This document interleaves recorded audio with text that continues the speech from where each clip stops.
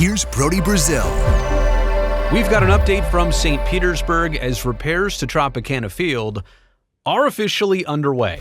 Here's the photos to prove it. They've been provided by the city, who is getting started with this work. And it's amazing, even though we can see progress being made and this turned into an official construction site, it still brings so many questions, like who's going to own the Rays if in fact they start playing baseball here again next year. You'd hope that's the case if the city's going to pump in maybe close to $60 million to get this place back in baseball shape. How about the timeline? Can they actually get this done in time for next baseball season?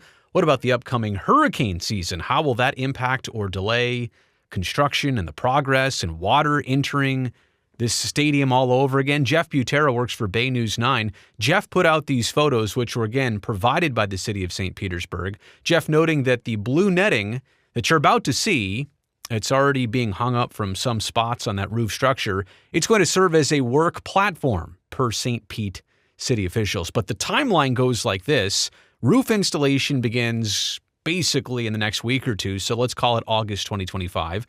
The roof installation is done by December of 2025. The turf installation starts in December of 2025. And then the project is completed April of 2026.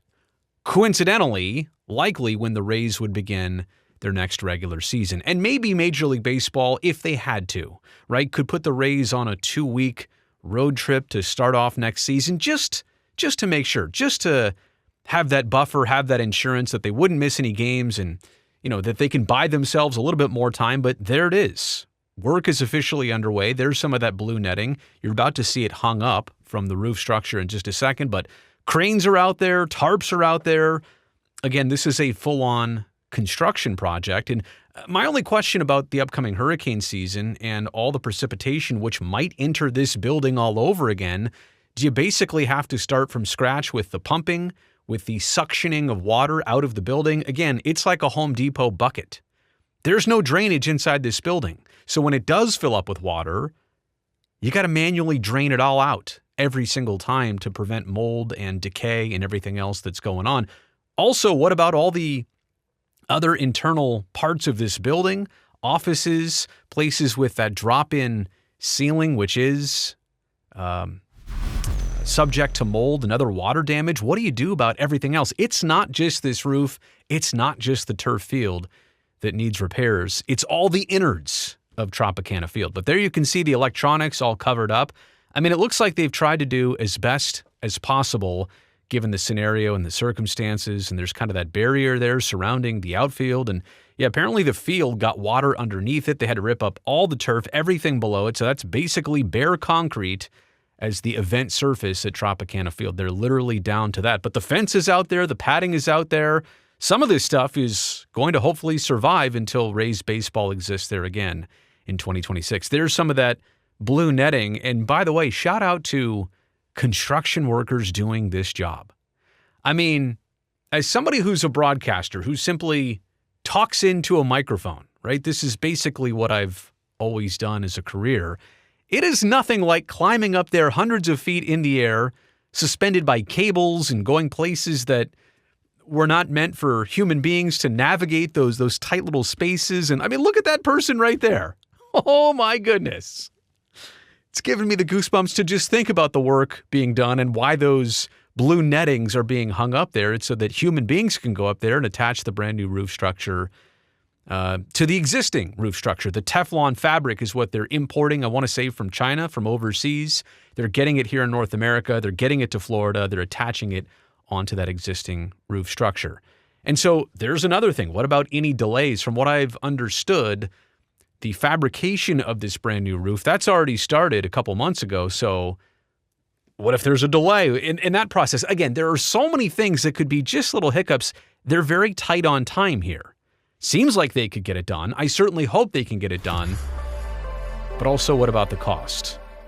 I want to say this. The project was slated to be done April 2026. As I get to my takeaways here, this project probably really needs to be done in February of 2026. If you want to buy yourself some insurance and some time and make sure that the baseball season goes off as normal with the home opening day without a hitch, But it makes me think that they'll aim for February, but they might have as late until April to actually get this done. So we'll see if a Rays season next season starts on time, if in fact it's played at Tropicana Field. Here are my biggest worries. The cost. I mean, the city once estimated this at about $56 million. What if it turns out to be an additional $10, $15 million? How's that going to go over well? And what if the sale of the team is not actually complete when they need to know about further financial commitments? I already mentioned hurricane season. I'm not going to go over that. But what if the Rays sale doesn't go through? Now, it's been expected that there should be some further updates and information around September. I'm guessing the end of the regular season.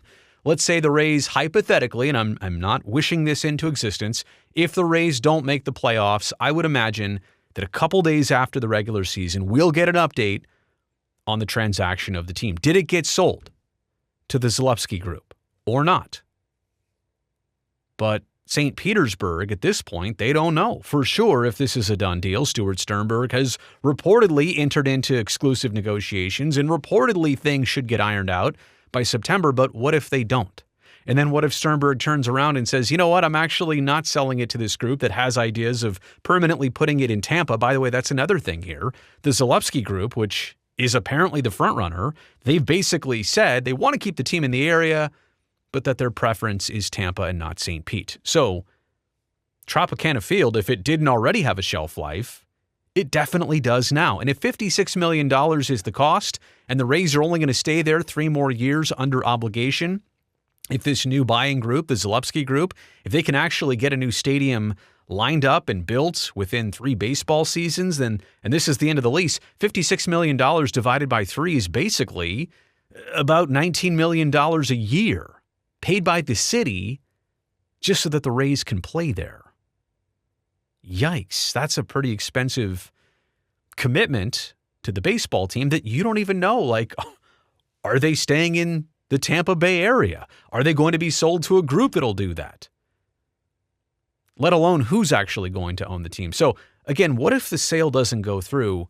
That just complicates everything that the city of St. Petersburg has already committed to. And they have said that insurance is kind of an expectation here, that insurance and maybe FEMA might pay for some of this. I just think in my own firsthand experience working with insurance claims once in a while, that's a bad expectation.